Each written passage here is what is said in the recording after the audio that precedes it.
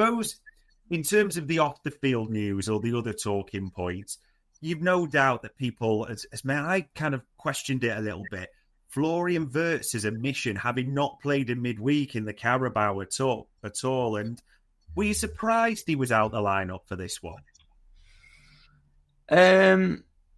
Yeah, I guess maybe surprised because I didn't know McAllister was about to drop that performance, and you could have made an argument he should have been in ahead of him, but not totally stunned. I mean, some of the reaction kind of when and I see this when I tweet the team news myself or whatever, kind of gets talked about like he's playing out of his skin at the moment, and I don't think that's true at all. I think, I think we've seen flashes. I don't think he's been disastrous in the way that some people are characterising, but I also don't think he demands starts by any means. And so I wasn't absolutely stunned that he wasn't in. And I think that, the ends justified the means as well, in that Liverpool played well and deserved to win the game in the end. So, and then he came on and didn't think he did too much when he was on the pitch. So, I don't think he was one to be absolutely stunned by. And like I say, I think the manager kind of was justified in that selection because everything kind of went well, and then Wirtz came on and wasn't sensational. So I think it was the right call, to be honest. I suppose the only thing I thought when he came on, he's about 75 minutes, so it's late. The game was kind of petering out to nothing. But just for him as well, he came on and he almost played a false nine, didn't he, in a box midfield, and that's to go with the 10 role. He's been in the double pivot. He's played a game on the left as well. I'm just wondering, what is the plan, do you think, to help him settle? Because he's played in all different positions, different setups. It just doesn't feel like they're helping his confidence a little bit as well.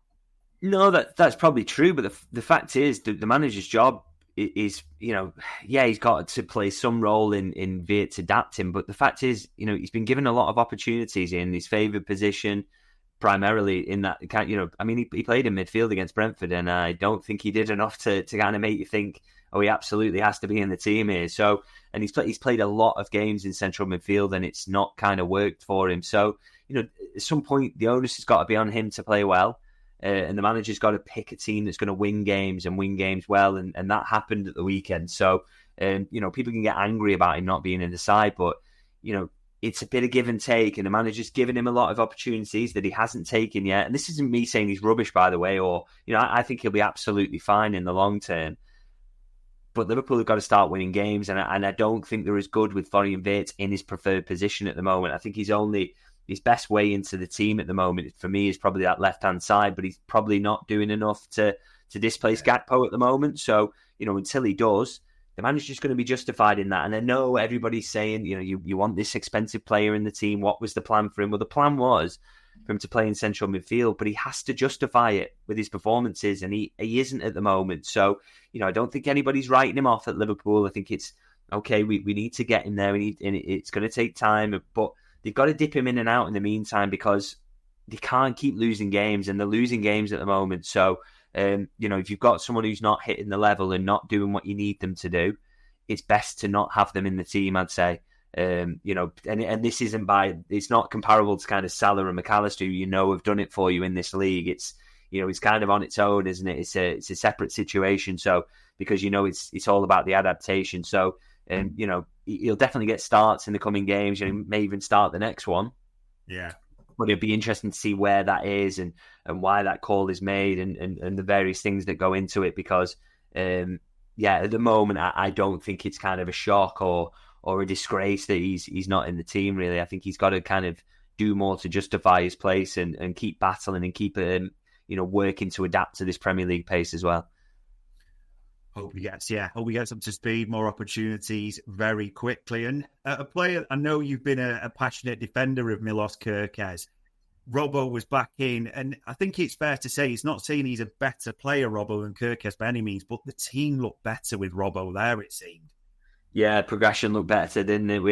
We've said again that Robertson's definitely better at doing those sorts of things, and so it's no surprise. And I thought defensively he wasn't troubled at all, which was nice and helped things out. Again, I don't think defensively is being Kerkez's massive issue. It's everything else in terms of what he's doing with the ball at his feet, and Robertson is definitely more comfortable in that regard. You hope with Kerkez that will improve and settle down as he gets a bit more comfortable and Liverpool kind of learn to use him.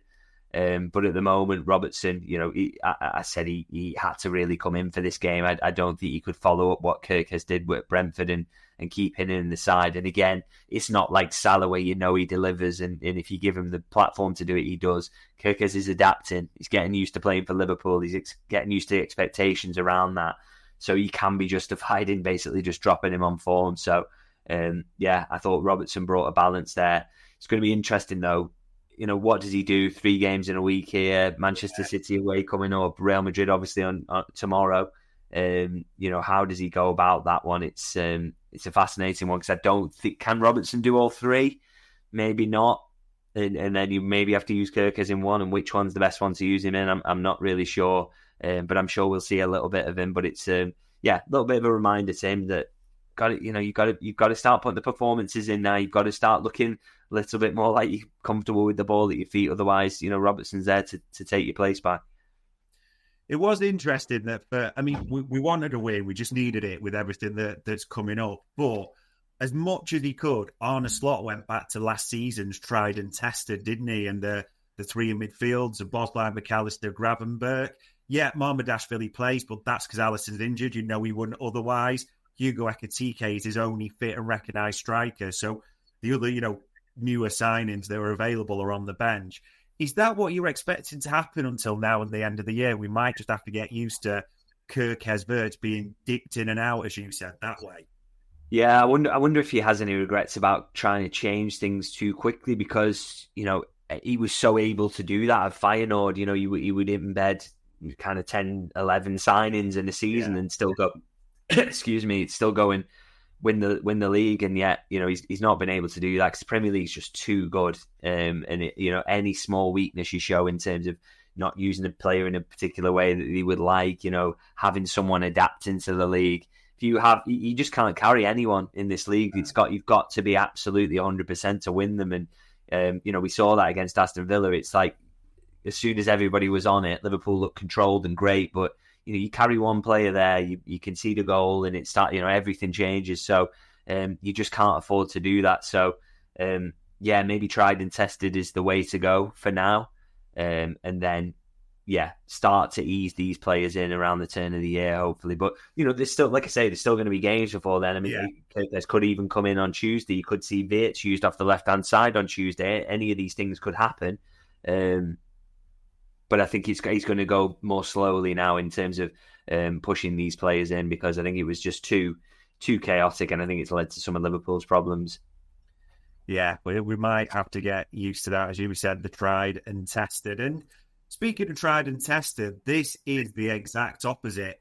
Calvin Ramsay looked so good on Wednesday. I know we lost 3-0 and it was, a weakened team, but he showed real promise. And Rob Page, the under 21 manager, saying, we're looking at options there for the next steps for Calvin Ramsay. People are going to be asking, shouldn't the next steps be into the first team setup at least? Because a right back that could pass it forward, progress it to forward, surely that's what we're asking for right now. But let's kind of calm down a bit about, I thought he was really good against Crystal Palace, and it was a really good performance.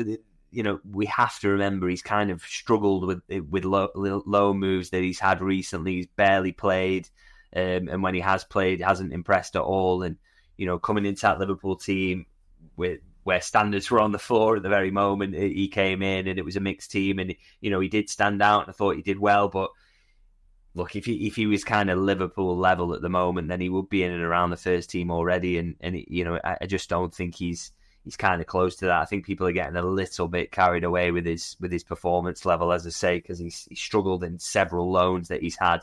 I don't think he's the answer to any of Liverpool's problems, really. And he's not a better player than Conor Bradley or Jeremy Frimpong, and Liverpool recognise that. So I think that the best thing for him is to get that loan move, and hopefully he can kind of start rebuilding his career, because it's been a bit of a torrid time for him since he joined Liverpool. It has been horrendous, which would be good for him just to be playing football either way. And he's not going to be till the turn of the year. I did want to ask you this, because the Christmas period in the fixtures, there's this big separation now, isn't there? It's the 27th, then all the way to New Year's Day. Football on Boxing Day. Boxing Day football is usually about having like after eights or chocolate orange for your breakfast, having some more booze, and just watching football all day. It's wrong not to have a packed Boxing Day schedule, isn't it? No, actually, Dave, I think you'll find that for a guy who has to work on Boxing Day, I think it's fantastic news. So I'm absolutely delighted about it, to be honest. I mean, or the best alternative actually is a completely full football calendar on the 26th, and Liverpool don't play, and so I don't have to sit in Anfield absolutely freezing. That would be the dream. So it's kind of an unfortunate one, isn't it? Because it's Christmas on a Thursday this year, if I'm right in saying. So that's the reason, because obviously the weekend's coming then, so it's just kind of landed in a funny way. But like I say, for someone who works in football, not absolutely devastated about that, and a bit of time with the family, and that never goes amiss over that period. So, but I totally understand why people are unhappy about it. But I do think it's a quirk of this year, and I think it will go back to next year to being a kind of packed out calendar, because it will be the kind of Saturday will be the Boxing Day, won't it? Next time, so that will be we'll be back to that. No doubt, I'll be sat in Anfield, and everyone will be happy, and I'll be cold and hungover. We'll see. Yeah, we'll see how it goes. But I don't think we're going to agree on that one, so we'll move on nicely. And there's plenty of links, or it isn't a million miles until the January transfer window. And because we were playing Villa, I wanted to ask you about this one. That obligation that Villa have got for Harvey Elliott, it's triggered its 10 appearances. Only played 5 so far and not been in the squad since September. I mean, obviously, you couldn't have played in this one, but you're just starting to question what's going to happen with this obligation, aren't you? Yeah, definitely. Because, it's a long season for that not to be kind of triggered, and you worry about Harvey Elliott. If they're going to sit on that and not trigger it, then he's going to lose a season to not playing, and that will be tragic, really. So, I really hope that that's not the case, and he's just kind of settling in and working his way in. But yeah, it's a bit of a worry, because he's a bit off it now. He doesn't seem to be being in the squads recently, albeit, of course, he couldn't have been at Anfield at the weekend. Yeah. But I hope he if it is the case the manager doesn't fancy him at the moment, I hope he goes on and proves him wrong, because I think there's a very, very good footballer in there, and it didn't He did work out for him at Liverpool. He did really well. He won multiple trophies and played a big role in them, but he didn't kind of mark himself out as a long-term superstar at Liverpool. But I think there's definitely a quality player there. So, I hope things turn for him a bit. Fingers crossed, yeah. It would just be good for him and his future alone, especially if we want that 35 million quid in the bank as well. And, I mean, links, there's a few starting to do the rounds, because, of course, January is close. One that seems to be mentioned by a few, and I'm probably butchering his name here, but I think it's pronounced Joel O'Doynes, the Bruges Ecuadorian centre-half, quite young. Heard anything in that one at all? Yeah, he's definitely been watched by Liverpool, 100%. But I always say this is kind of true of so many players, but he's in that kind of youngish centre-halves that they've been keeping an eye on. Now, whether because they've signed Leone, they're maybe not in that market anymore, I'm not really sure. Obviously, it's kind of an interesting one with Leone because of the situation he's ended up in. But they're definitely keeping an eye on him. But I just wonder whether, if Liverpool are to sign another centre-half now, he probably would. I'm not massively expecting them to do something in January, but we'll kind of see on that. But the next centre-half they sign, is it going to be someone who's 21, who's coming from a kind of weaker league, or is it probably going to be someone a bit more kind of established, like a Guehi, like a Schlotterbeck, someone like that? I would lean more towards that than thinking they're in this market for a young centre-half anymore, because they've got Leone. Very, very unfortunate what's happened to him, but you see so many players come back from ACLs and get right back to it these days, because this the rehab is so good to be in the market for him anymore. Will be interesting to see, yeah, and especially if anything does get done in January, not too long to wait, so things ramp up on that one. And I suppose the only other thing I wanted to ask you about off the field is, he had his press conference on Friday, and Arne Slot was saying 99.99 that Curtis Jones and Isak weren't going to be in the squad, and they weren't. We've got open training in about 45 minutes or so. I think it's live on LFC TV. Any expectation anyone else can make it back for this week at all? I really hope so. It'd be a really nice boost, wouldn't it? Yeah. I said previously that kind of, even just to get Isak back, I think, I mean, Curtis has been fantastic recently, and you want him back ASAP, but I think Isak is a kind of game changer off the bench, someone who can score goals will be pretty handy. So hopefully, but it'd be great to have either of them back. But we'll, yeah, the fact he said it was kind of, he left that little 0.1% in the open for them for the Villa game. Does that mean that, you know, they've got a chance then for Real Madrid? I'm not entirely sure, but I guess the problem is it's kind of Saturday to Tuesday is not very long. So how much have they been able to fit in? Is it more realistic for them for the weekend? Again, that would be a big boost. But yeah, we'll have to wait and see for that open training session. But fingers crossed on that one, because you know, the squad's looking a little thin at the moment, and a few options off the bench would really help. Yeah, especially just a bit of rotation any minute, something like that. Fingers crossed, but maybe not too much hope.